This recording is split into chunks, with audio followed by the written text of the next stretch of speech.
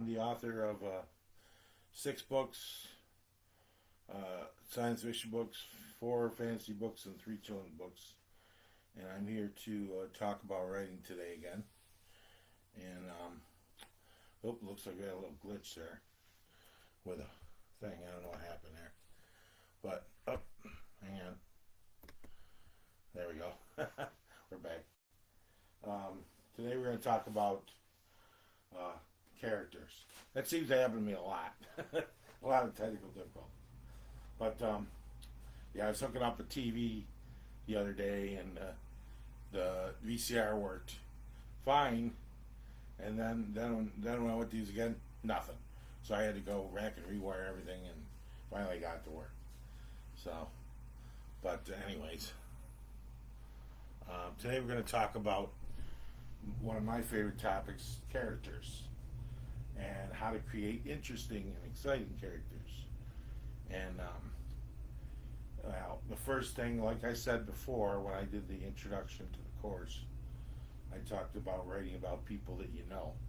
When that does help, if you know somebody, they might be funny, they might be miserable, they might be courageous, uh, super, whatever you want to call it. But they, it's good to combine all these traits in a single character. You can use, you're going to have a character that's indecisive, but he's courageous at the same time. But worried about people that you know, maybe you're not into fiction, maybe you're into writing about memoirs or stuff like that. You'll want to write about the people you know without mentioning their names, without their consent, of course. If you talk to them, if you enter them in your book, you're going to have to get their consent one way or the other. So, because it's not right to write about somebody without them knowing about it. You all know that. So, anyways, dead people are okay. You can write about dead people because they have deceased and all that. Living people, you have to get their permission, of course. Anything about real people and real situations, like a president or a police situation or a 9/11 or whatever you're going to write about, you need to get all your facts straight about. You need to support the people with the facts. So, like Nixon he wouldn't be the most honest person in the story when he was caught in Watergate with the tapes, stuff like that. And and that's the first thing we're going to be talking about. Second thing is going to be about creating something unusual in your characters. Now, characters, they all have backgrounds. They came from somewhere, just like you came from somewhere. They have like histories. They went to school. They trained for the military. They maybe had an affair in college or something. Everybody has some kind of background story, and it's up to you how much you want to get into the background story. But as long as it pertains to the story, if you get into a lot of background which has nothing to do with the story you're writing about, it just gets to be dragged down and monotonous, and you don't want to do that. You want to keep the reader engaged, so you don't want to go too far into back history unless it's relevant to who he is and why he is. But you still have to have some background. We have to know where they came from, what was their upbringing, who their parents were. Things like that are important in background.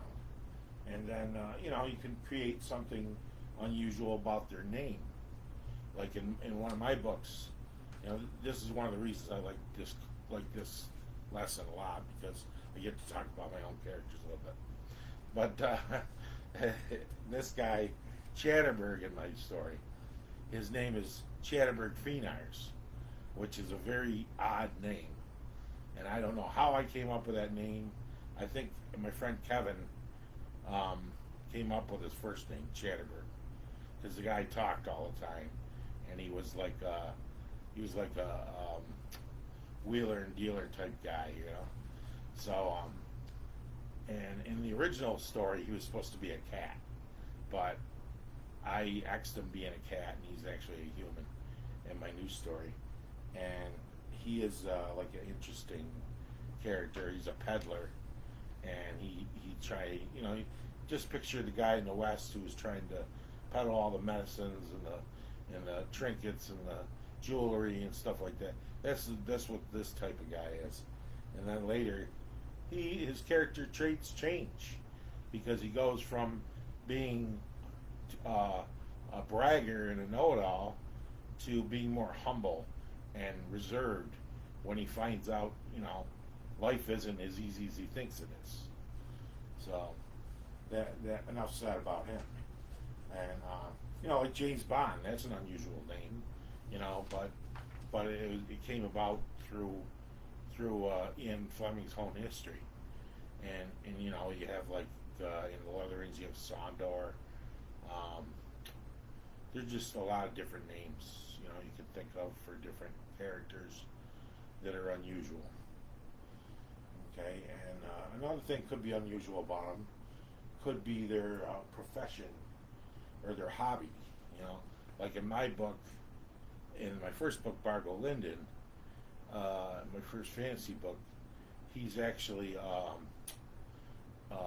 blacksmith, and he is called on an adventure after being a blacksmith, and he finds out maybe that's not what he wants to do all his life. Just because his father was a blacksmith doesn't mean he wanted to be a blacksmith. And then in my other book, Dimension Lapse, Jeff Walker is a soil specialist and in a Tolkien venture, a Tolkien connection. He's a soil specialist, and all he does is collect soil samples.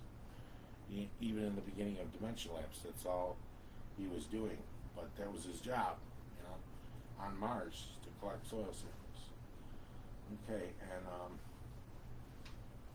and the next thing I'm going to talk about is protagonists and antagonists. And with a protagonist, you have to ask a few questions. Is he working towards the good of mankind or just himself?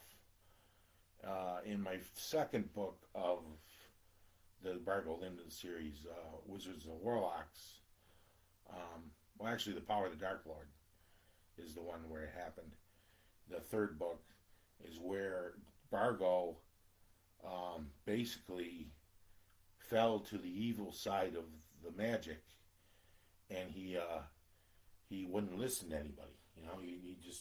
He went on his own, and he wouldn't listen to anybody. So, and he was using the staff to his own advantage, and that's where the good of mankind was thrown out the window, and he did it for himself. And that's what you have to ask yourself with a protagonist: is he working for himself, or is he working to help everyone? Okay, and then you have to ask with a protagonist as well, or the hero, what positive endeavors does he bring to the table in the story?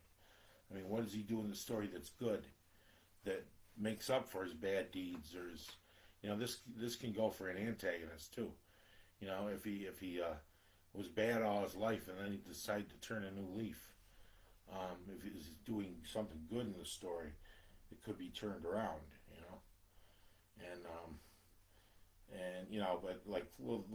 but I keep going back to the Lord of the Rings, but there's other examples too, like in the Terminator. They have to get rid of that's a movie, but they have to get rid of the parts that cause the whole problem, and it means getting rid of the one thing that protects the kid in the second movie. They have to get rid of all the parts and the Terminator himself, and the kid's upset because the Terminator is leaving, but it's for his own good as well as everybody else's. Okay, and is it a fallible or unfallible character? Most people have flaws. There's nobody's perfect. You know, basically every good character has some bad things in him, and he has some things that aren't so savory. I mean, you know, with the exception of Superman, he doesn't have any flaws at all.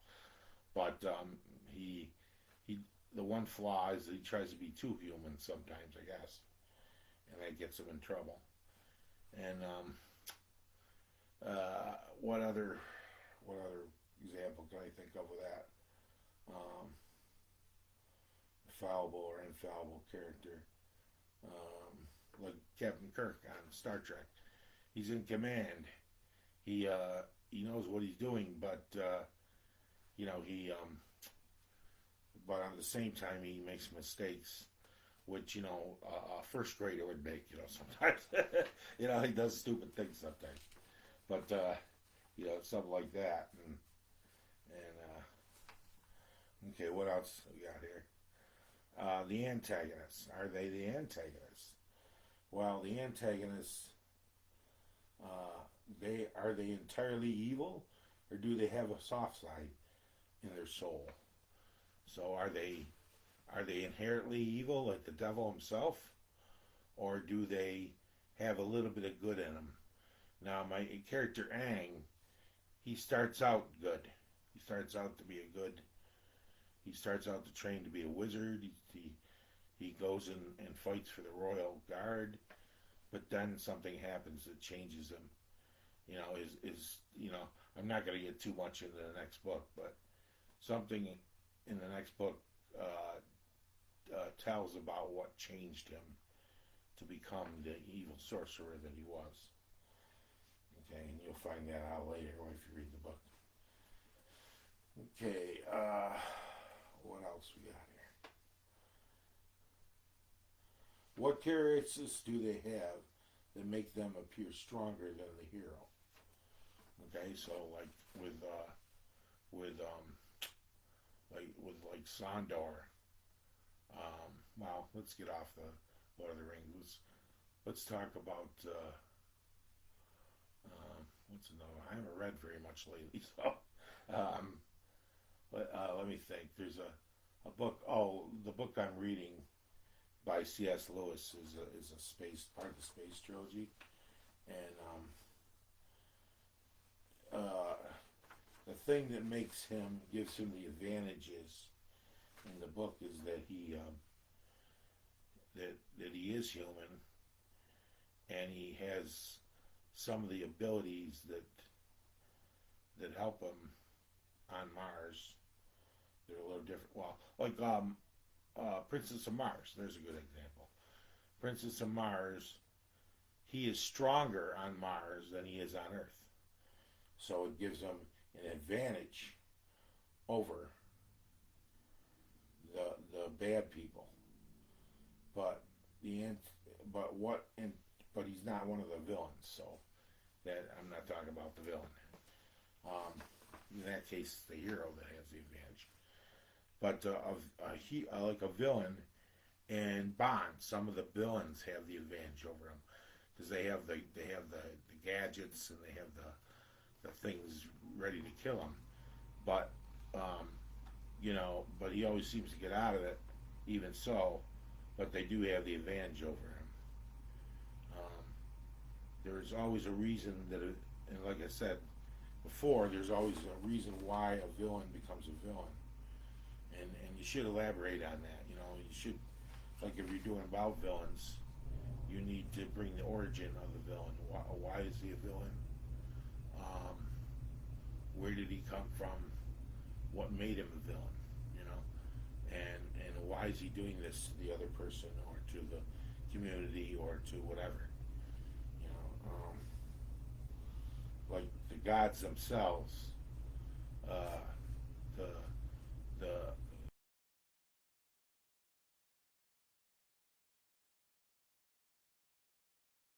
trusted him a lot, and some people would back him when others ran and hid from him.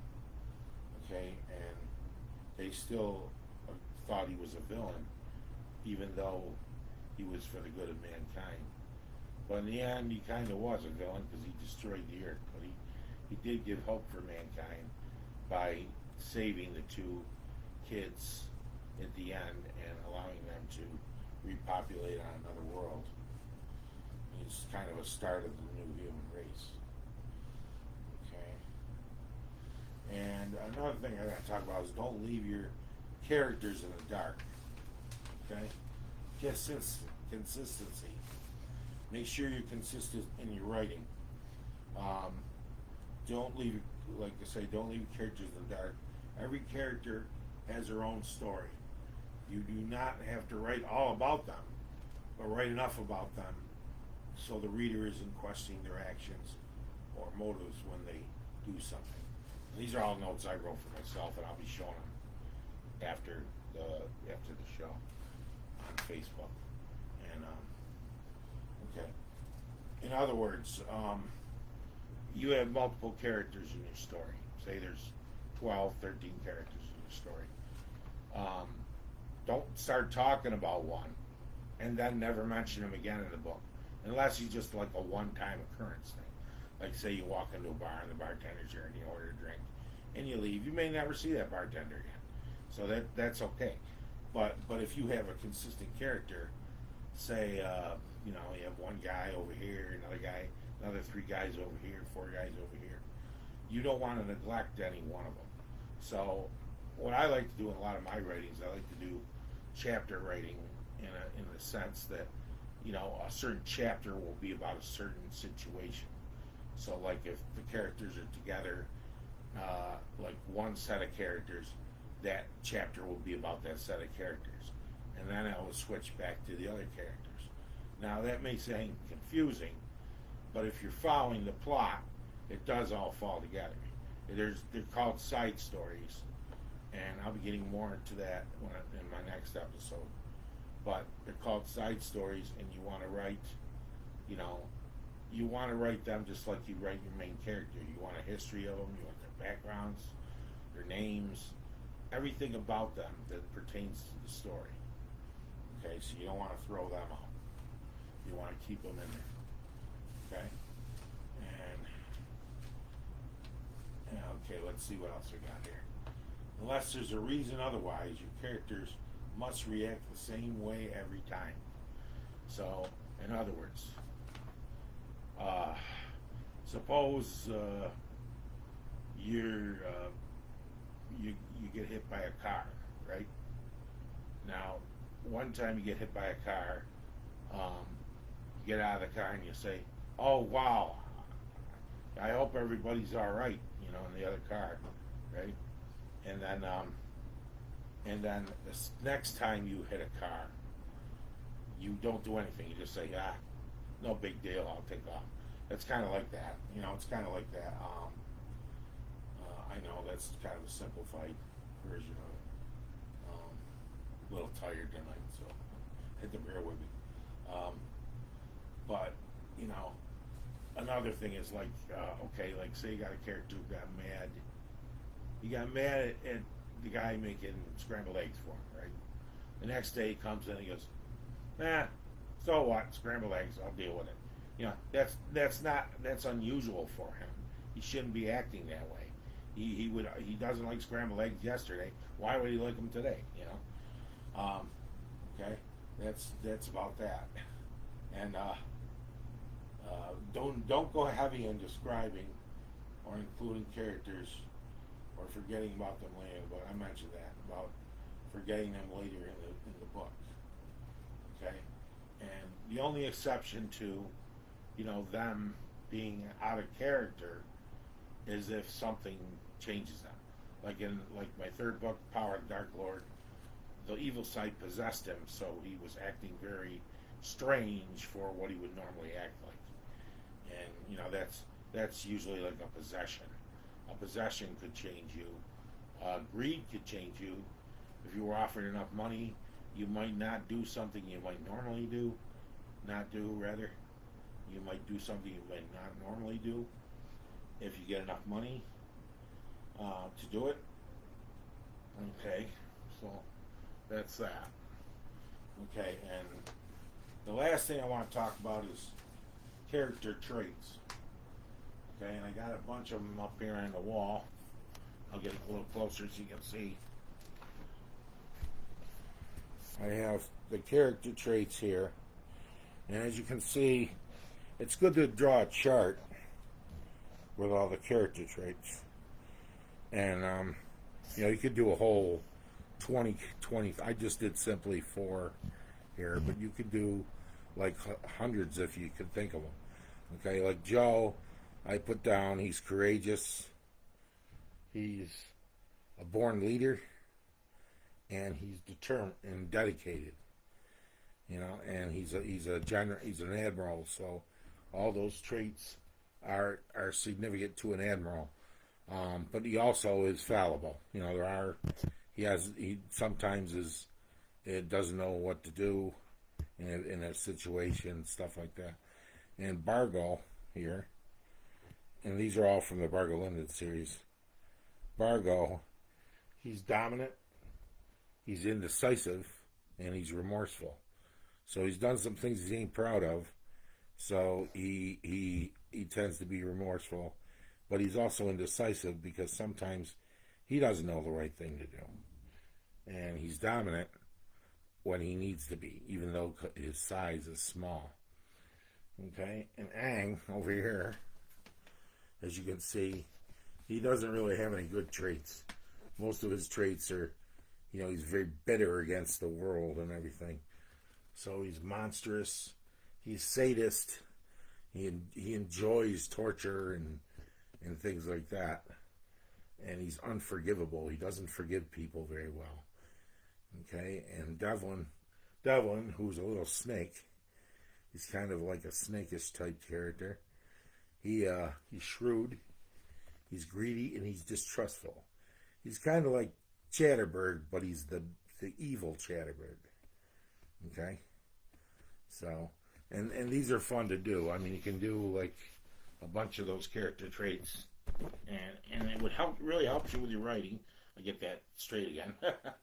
But it can really help you with your writing to draw charts and do all things like a plot outline. I'll be talking about that in my next program. Okay? So before I go, I'd like to tell you about my starter pack, which I'm having this month. And it includes 3 books for $20. So you get the first book, Dimension Lapse, of my series.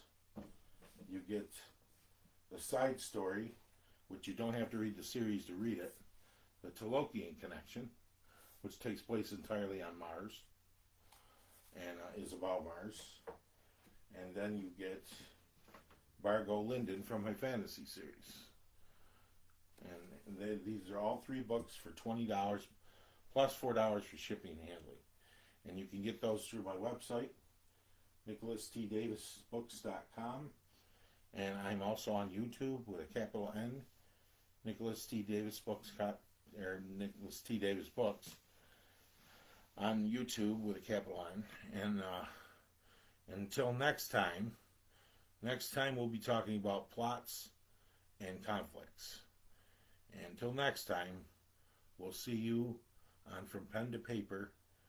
Have a good week, and have fun writing.